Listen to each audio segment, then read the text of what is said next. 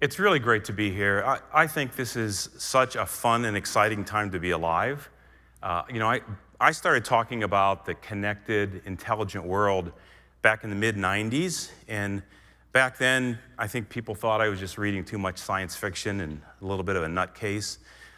Now, that science fiction has become science reality. So there's so much happening so fast, and so much potential for business to leverage all of this data. So I'm going to talk about connected vehicles today, and as Helen said, I concentrate on the insurance industry, but certainly every one of you in this room are going to be impacted by this. Now, I think in a broader sense, the entire transportation sector is on the cusp of a massive transformation. The way that we move people and goods from point A to point B is going to change dramatically. And I'm not talking 20 years out. This is happening now. It's going to be happening, over the next decade. And when I talk about this, I'm not talking about, the Star Trek style transporter to move things. Although, you may have seen that scientists have demonstrated that matter can be moved at the atomic level from one side of the room to the other. So we may get there. We may get there eventually. Now, what I'm talking about is, for those of you in the room that may have young kids, those young kids may never own a car. They may not understand what it means to hail a taxi or to rent a car, right? My grandkids are probably going to say, "Grandpa, tell us again about how you used to drive your vehicle and what it meant to put gas in a vehicle," right? And people are probably going to be going to amusement parks to drive, right? I can kind of imagine the people lined up at Disney World for the 1978 Camaro ride, right? That kind of a thing. So I guess it's, on the one hand, from a societal perspective, all of these things are offering great potential. We can, with autonomous vehicles that I'm going to focus on, we can significantly reduce accidents and vehicle deaths. We can optimize the use of vehicles. We can improve safety. That's all a really great thing. If you happen to be an insurer that insures those vehicles, whether it's personal vehicles or commercial fleets, you're thinking, what's my business model? What's my business going to be like 10 years from now? Because there are people saying there will be no need for auto insurance, right? There will be no need for this kind of insurance. It's just going to be taken up, any liability by the manufacturers. So it's in that context that I'm going to address a whole set of questions here this morning. I'm going to talk about telematics and autonomous vehicles, the sharing economy, what kind of data is collected from these kinds of connected vehicles. What is it that insurers want to do with this data? How do they analyze it today? How are they going to analyze it in the future? What are some use cases for spatial analysis of this data? And then what is this autonomous future really going to bring, right? And how should we think about that? So first, let me talk about several different kind of converging trends here. You have vehicle telematics, which is already a technology that's maturing. It's in the marketplace. You have safety features that have been implemented in vehicles for a long time, like ADAS kind of features, automated driver assistance systems, collision avoidance systems and blind spot and those kinds of things. You have the sharing economy, the Ubers and the Lyfts and those kinds of things. Electric vehicles, which are starting to gain traction. And then autonomous vehicles. Lots of press, lots of interest around what's really happening in the autonomous vehicle space. And our view is that around 2030, all of these are going to converge to create a completely different marketplace, both for personal vehicles and for commercial vehicles. Very high impact. Now, that doesn't mean we should wait 10 years before doing anything about it, because these things are already beginning to happen, and it's going to affect all of us. If I'm an insurer, Most insurers are thinking about this very seriously today. What does this really mean for me, right? So let me take a first look at telematics, vehicle telematics. So you're all familiar with, Progressive Snapshot and offerings from other insurance companies for telematics. And it may be that, there's the dongle that gets in your OBD port like Progressive Snapshot, or could be the onboard systems like OnStar, or mobile phone is increasingly the way that this is used. But let me show you what some projections have been from our standpoint. Back in 2012, we did some research on what the industry thought was going to happen in terms of the take-up of telematics. And back then, in 2012, we had predicted that in 2017, about 17% of insurers would have telematics programs in the marketplace, okay? And then it would increase over the next few years. What's actually happened is we just took another reading this summer. About 22% of insurers that write auto insurance have these programs in the marketplace. And of course, the question is, where do we go from there, right? It's going to become a standard. It's going to become necessary for competition. Now let me take a look at autonomous vehicles. And I've titled this All in the Pool, because the question is not who is developing, testing autonomous vehicles. The question is, who isn't, right? You look at the logos on this page and you see the traditional auto manufacturers, you see new players like Tesla and Nutonomy, and then you see the big global tech titans like Google and Apple that are in this space. So there's a lot of activity, a lot of press around autonomous vehicles. Now, it's pretty important to recognize that when we think about autonomous vehicles, everybody jumps to the end game, right? Fully autonomous, driverless. I'm sitting in the car, doing a Sudoku puzzle or something like that, right? But there's this whole kind of recognized set of levels for autonomous vehicles, from level 0, which is no automation, all the way to level 5, which is the end state, right? So today, there's an awful lot of vehicles in the market already that many of you probably own that have level 1, level 2 kinds of features out there, right? There's a lot of testing going on by some of those companies on the prior page for level 3 kind of functions, right? And there's even quite a few situations where in well-bounded areas, level 4 vehicles are in use, right? And especially in commercial situations, right? And mining sites or agricultural sites or places like that where the risk is low, and you can maybe have a person in the vehicle, but they only need to take control if something goes wrong. So we're still years away from that fully autonomous state where everything on the road is an autonomous vehicle. But what we need to think about is that even over the next few years, we're going to start to have kind of a mixed-use environment on our roads. So what does that really mean for our infrastructure? What does it mean for how we need to think about these kinds of vehicles that are going to be out there on the road? From a technology standpoint, of course, there are lots of technologies in these vehicles for spatial awareness, right? Of course, if it's an autonomous vehicle moving around, not just the autos, by the way, but in land, air, or sea, you need to know where are they and what else is happening around them. What are other vehicles doing? What's the infrastructure like? What are some adjacent services? All those kinds of things. So there's a lot of different technologies in those cars. And in fact, there's so much data that is being collected by these autonomous vehicles. It's kind of awesome, right?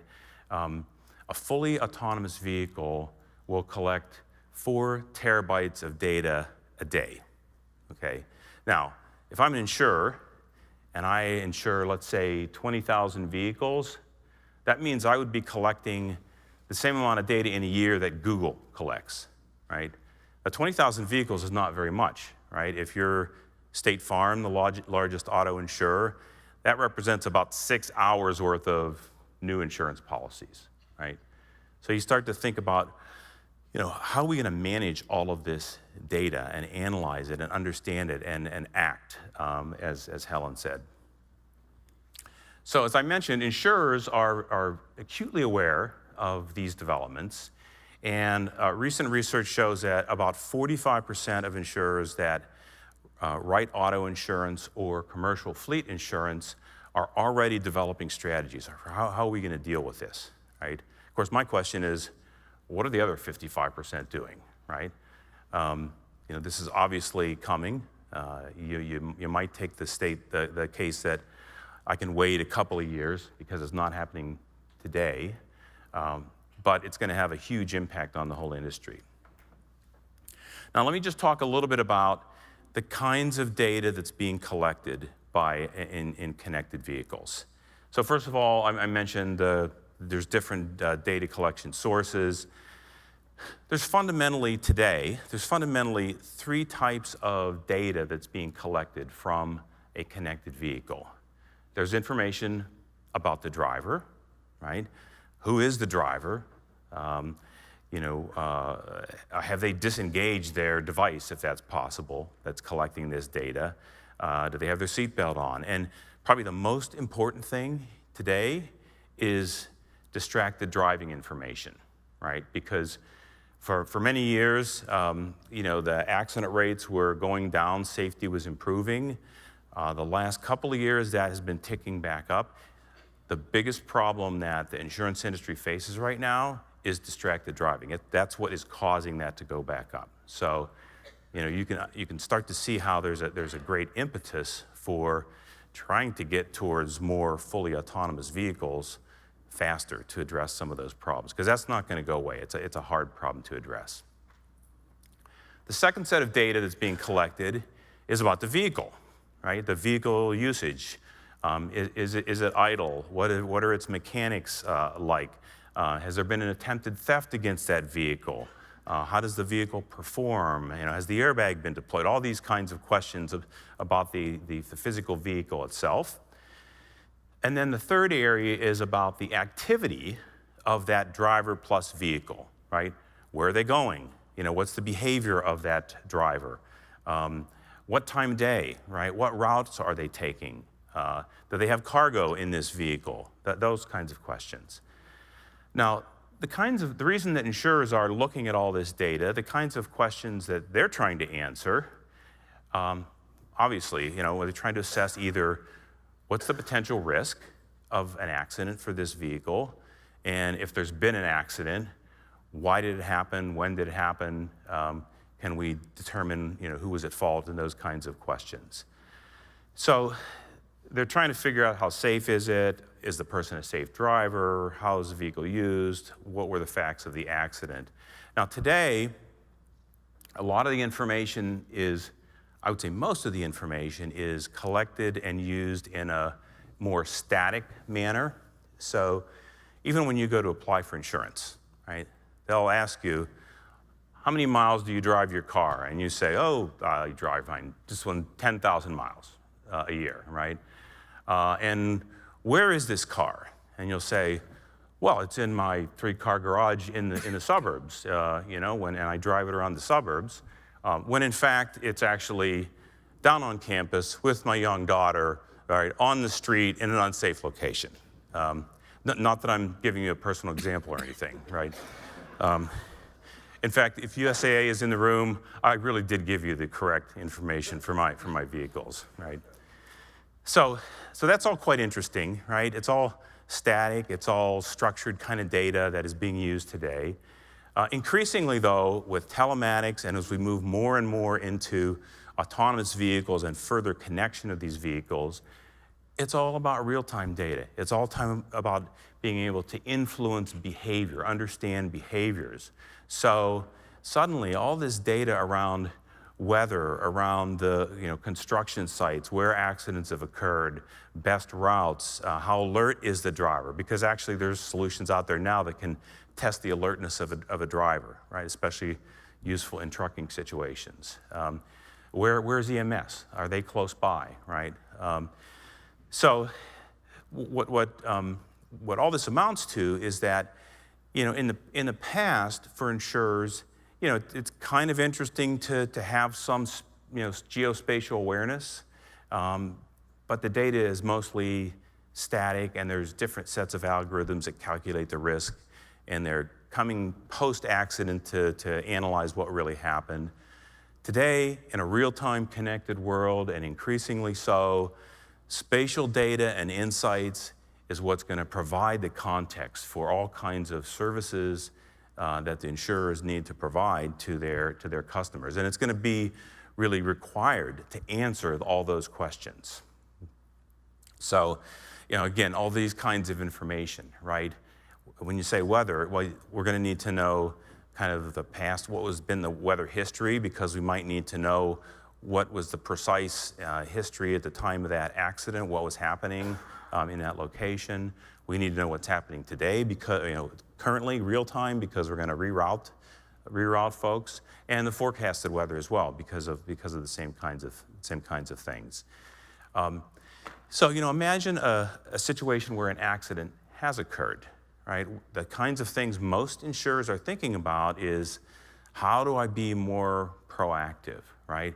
If I have information about, where that occurred, how I can connect to local law enforcement, EMS, towing companies, rental companies, or if you're like CSAA, not in addition to rental companies, they say, by the way, we'll organize, Uber, right, or Lyft, I think they use. So just a couple more points here. I want to point out that, in addition to the connected vehicle applications that I'm talking about, we've looked at and mapped out, spatial data use cases, location-based use cases for insurance across the entire value chain, right? Whether it's strategic uses like, where should I place my agents, or it's real-time uses like I've been talking about. So in this autonomous future, there's all kinds of questions, right? How's the regulation going to evolve? Who's really going to be liable when accidents do occur? How do manufacturers, insurers, governments collaborate to enable this driverless vehicle future? How do we change the infrastructure? And when do we need to change the infrastructure? Are we going to see the end of auto insurance? Some big questions here. Now, rather than leave you with those questions, I'll leave you with some actions. So first thing I'd say is, consider telematics the baseline, right? I have talked to some insurers that have said, I'm not doing telematics now, but the autonomous stuff's coming, so I'm just going to wait, right? But the reality is, if you're not collecting, analyzing, using, understanding that data today, you're going to be behind the 8 ball. So, get into the game and use telematics data.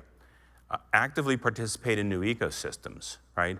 So, this is really the story of the connected world, is that companies across industry boundaries, all kinds of different solutions need to come together to create value and to improve the situation.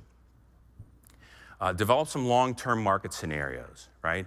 So if you've done scenario planning, you can look at different time frames, make different assumptions, and understand how that applies to you and what actions you might take. And then finally, plan for new services-based revenue. I know some insurers that are thinking about, all right, if our premiums are going to go down because auto safety is going to increase dramatically, how do we offer new services based on the expertise we have that we might be able to gain some new revenue from? So with that, and since Helen's been standing for a minute or so, I think I will close. Thanks, Matt. Yeah.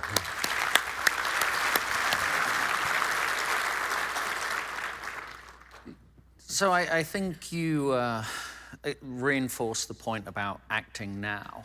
The research you did 2012? 2012, right. On the mark. 5 years later, there's only been a relatively small uptake on doing that. So what do you think is going to be the boost to move more insurers to really embrace telematics data analytics, but particularly spatial analytics?